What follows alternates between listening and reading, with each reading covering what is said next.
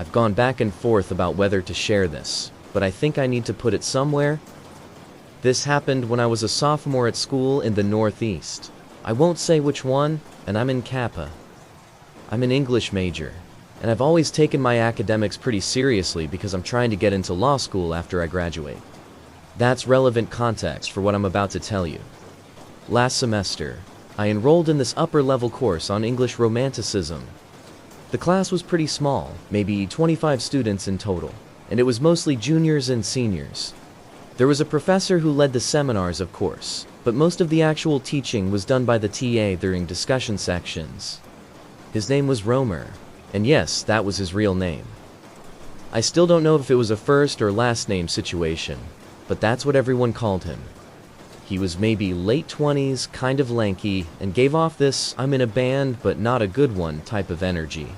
He was kind of just an oddball. Anyway, the class itself was fine. A lot of close reading, a lot of discussion about nature and memory, and all that romantic nonsense. But participation was pretty dead most days.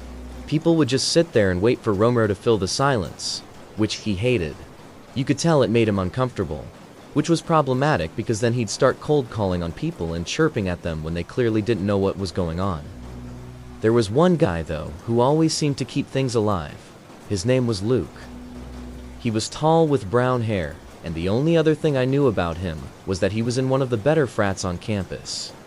He had this way of making jokes at just the right moment, not to be annoying, but to break the tension when things got awkward, and he actually did the reading, which was rare. When he taught, it was clear he knew his stuff, so the humor felt earned. He wasn't trying to be the class clown, he just had a presence. I remember thinking he was smart but kind of goofy. Anyway, since I needed to participate for my GPA, I ended up being one of the only other people who talks regularly. So it was usually me, Luke, and maybe 2 or 3 others carrying the discussion while everyone else dozed out. Romeo seemed to appreciate it. He'd nod along when I made a point, and sometimes he'd build on what I said in a way that felt validating. For my first essay, and I remember this vividly, I wrote about ambiguity in Wordsworth's Tintern Abbey. It wasn't groundbreaking, but I was proud of it. When I got it back, Romeo had written these long, detailed comments in the margins. Not just corrections, actual agreement with my ideas. But after that, I noticed things started to shift a bit. Romer began paying more attention to me in class. He'd call on me more often, ask follow-up questions to my answers, make eye contact with me for long periods of time, stuff like that. At first, I told myself I was imagining it. TAs take a liking to certain students all the time. It's not that unusual. But then he started asking me things that felt less academic. I brushed it off, though. I had other things going on.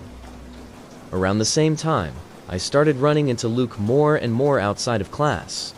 Our sorority and his fraternity had a lot of overlap. I think Greek life is mostly stupid, but we were both in, I guess, what you'd consider top houses at our school. So we had a lot of joint mixers, date nights, and just always went to the same parties. And Luke was just always there. So naturally, we just ended up talking more and more, and I started taking a liking to him. After a few weeks of this, he asked if I wanted to grab dinner sometime, and I said sure. We went on maybe 3 dates before things progressed. He was sweet, attentive, all the things you'd want. We started sleeping together, and everything felt normal. I wasn't head over heels or anything, but I liked him. It was uncomplicated, low maintenance, and mostly painless. One afternoon after class, I was walking to my car when I saw Luke standing behind the lecture hall, smoking a cigarette with Romer.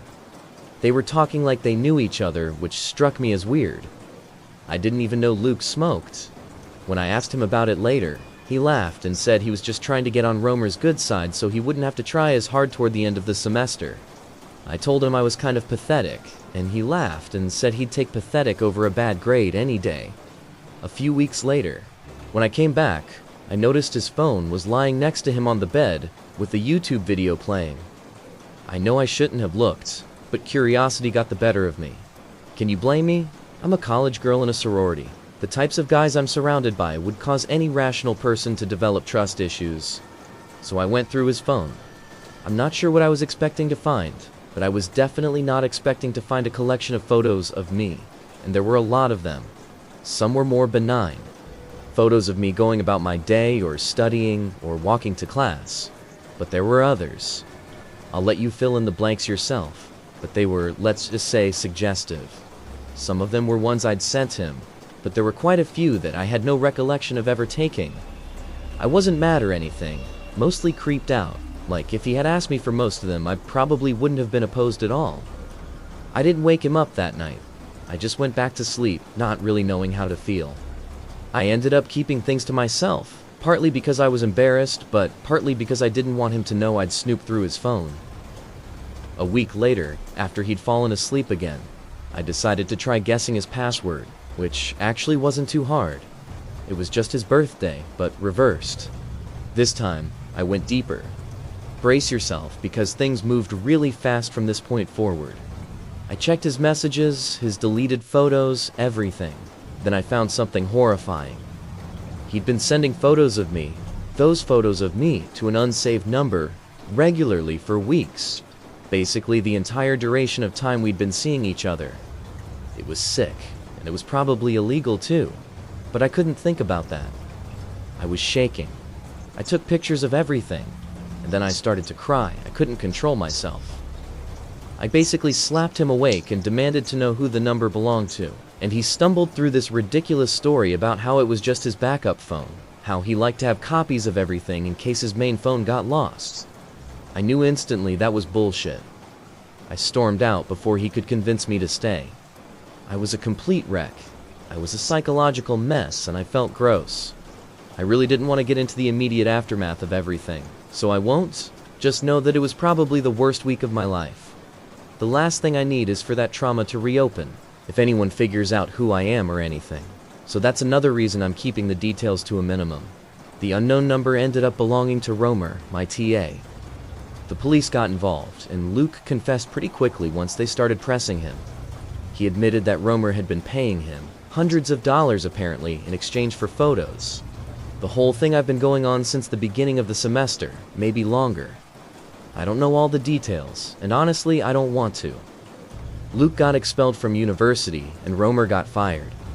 I'm pretty sure there was jail time involved as well, although I do remember thinking whatever punishment they got wasn't nearly enough to make me feel compensated.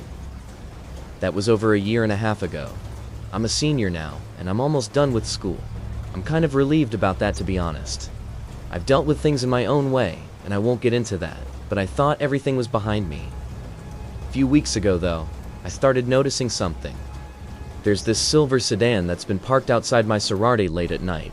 Not every night, but enough that I've started paying attention. I haven't seen anyone get in or out of it. I don't know if it's one of them. I'm probably being paranoid, but it's really freaking me out. And honestly, I'm not sure how they'd even know I live here now. I moved into the house well after the Luke situation. Anyway, if anything else happens, I'll update.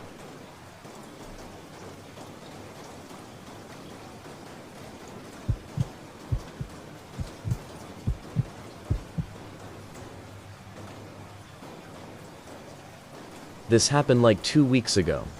I'm still not fully over it, but I need to get it out there because keeping it to myself is driving me insane. My name is Mike, but everyone calls me Mikey. I'm 22, and I'm still living with my parents in Northern California. And before you asked, no, it's not the California you're picturing. I always have to explain this to people. Not every part of the state is beaches and palm trees. Where I live, it snows pretty heavily. We're talking middle of nowhere, surrounded by forest, closest neighbors a 10-minute drive kind of situation. I've been skiing my whole life, so the cold doesn't bother me. If anything, I prefer it. But that's not really the point. The point is that 2 weekends ago, my parents flew out of the country for a wedding. Some friend of my mom's was getting married in Portugal, and I wasn't invited, but I didn't really care about that. A weekend alone in the house sounded kind of nice. Our house isn't anything special, just your standard 3-bedroom, 1-story, nothing fancy. My parents' room is at one end of the hall, mine is at the other, and there's a guest room in between that we mostly use for storage. The living room and kitchen are in the middle of the house, and the front door opens right into the living room. I'm describing this because it'll be important later. The first night alone was fine. I went to bed around 2 a.m. and passed out pretty quickly. The second night is when everything went wrong. I went to bed around the same time, maybe a little earlier. I remember being more tired than usual, so I knocked out fast. I don't know what time it was when I woke up, but it was the middle of the night. That's pretty irregular for me. I knew something woke me up because I always have to keep my phone on airplane mode when I sleep. So it wasn't that. But I had no idea what it could have been. I scanned the room, but it was pitch black. As my eyes started adjusting to the darkness, though, I saw something strange. My closet door was wide open. I always keep that door closed, always. One of those sliding doors that doesn't stay shut on its own, so I make a point of closing it every night before bed. I know that sounds weird, but I've had to think about open closet doors since I was a little kid. The point is, I didn't leave it open. I know I didn't. I started freaking out a little. My brain was doing that thing where it's trying to convince you that you're still dreaming, but I knew I wasn't. I was fully awake. I could feel my heart started to pound, and I couldn't shake the feeling that something was really, really wrong. Without thinking, I reached over to my nightstand, grabbed my phone, turned the flashlight on. I literally screamed when I saw them. There were two figures standing at the edge of my bed, just standing there. Before I could make out any features, they scattered in opposite directions like they were trying to avoid the light beam. It was freaky how fast they moved, almost like they knew I had been about to turn the light on. I started flailing my phone around trying to keep it on them, but they were too quick. I heard something clatter to the floor, but I didn't have time to process it. I just started screaming. I don't even know what I was screaming. I think I was just making noise out of pure panic. The two figures bolted from my bedroom door. I heard their footsteps pounding down the hallway, and I started chasing them before I could have a second thought. By the time I got out of bed and made it to the hall, though, I heard the front door slam. I ran to the living room, but they were already gone. I stood there in the living room for I don't even know how long. My hands were shaking, and I was just trying to focus on catching my breath. The moment I regained my composure, I ran back to my room, locked the door, and called 911.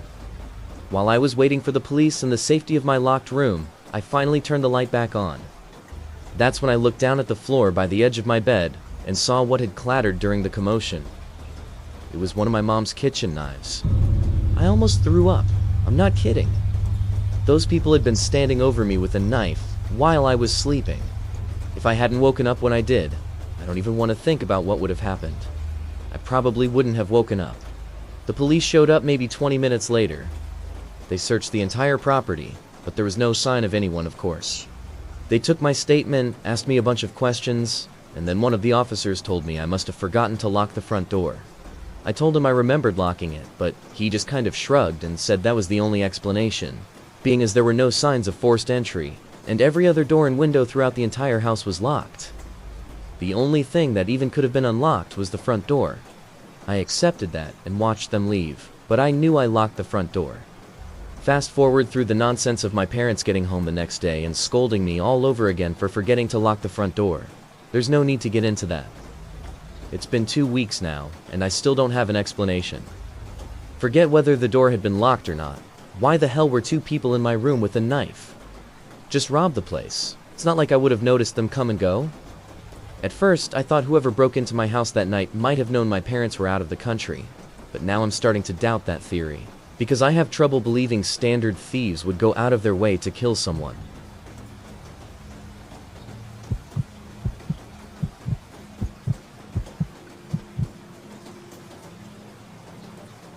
My name is Natasha. This started happening about 3 months ago, right after I broke up with my ex, Tibbet. I'm 23, and I just moved into my first solo apartment after living with roommates since college. It was nothing special, a 1-bedroom in a mid-sized complex in Columbus, Ohio. I work remote, so I'm home a lot. That's part of why I wanted my own place. I was tired of trying to take calls while my roommates were being loud in the kitchen or whatever. The apartment was on the 2nd floor, facing the back of the complex, which meant my view was basically the parking lot and then some trees. Not exactly scenic, but I didn't care. I had my own space, my own schedule, and for the first time in my adult life, actual privacy. For the first few weeks, everything was fine. I didn't really interact with anyone in the building besides the occasional head nod. There was an older woman on the first floor who always seemed to be checking her mail whenever I walked by, and a couple across the hall who I'd hear arguing sometimes through the walls. That was about the extent of my social landscape. Anyway, I started noticing this guy. The first time was maybe 3 weeks after I moved in. I was coming back from the gym around 8 p.m., and as I was walking up the stairs to my floor, I passed someone coming down. He was this nondescript white guy, maybe late 30s or early 40s. He had an average build. He was also wearing a gray hoodie. There wasn't really anything remarkable about him. We did that awkward thing where you both tried to move to the same side, then he just kind of squeezed past me without saying anything. I didn't think much of it. The second time was a few days later. I was in the parking lot getting something out of my car, and I saw him standing near the dumpsters. He wasn't really doing anything, just sort of standing there. When I looked over, he turned and walked away around the side of the building. Again, not that weird on its own. I shrugged it off and went about my business as usual. The third time is when things started feeling off. I was working at my desk, which faces the window overlooking the parking lot. It was the middle of the afternoon, and I happened to glance outside while I was on a call. There was a navy blue car parked in the lot that I didn't recognize, and someone was sitting in the driver's seat. I couldn't see their face clearly, but I could tell they were looking up at the building, at my floor, maybe at my window specifically, but I couldn't be sure. I watched for a few seconds, then went back to my call. When I looked again, maybe 10 minutes later, the car was gone. For whatever reason, that stuck with me. I started paying more attention after that, and the more attention I paid, the more I noticed him. The guy spent a lot of time in the parking lot. Not every day, but often enough that it started to feel like a pattern. Sometimes he'd be walking through, sometimes sitting in that same blue car, which I realized was his a few days later. Once I saw him standing by the stairs to my building, just looking at his phone. He never looked directly at me, or if he did, I never caught him. But I started to get this feeling like he was always positioned in a way where he could see my apartment. I told myself I was being paranoid. The complex isn't that big. If someone lived there and kept similar hours to me, I'd probably see them a lot. That's just math. And I'd never actually caught him doing anything wrong either. He wasn't following me, and he wasn't approaching me. He was just around. But then something happened that I couldn't explain away. I have a pretty set routine. I go to the same gym at the same time most days, and I usually stop at this Chipotle on the way back twice a week. It's like a 15-minute drive from my apartment in a completely different part of town. One night, I'm sitting in the Chipotle eating by myself and scrolling through my phone. I look up, and there he is. That same guy with that same gray hoodie from the first time I saw him. He was just sitting at a table across the restaurant, eating a burrito bowl. I started to feel sick in my stomach, I'm not exaggerating.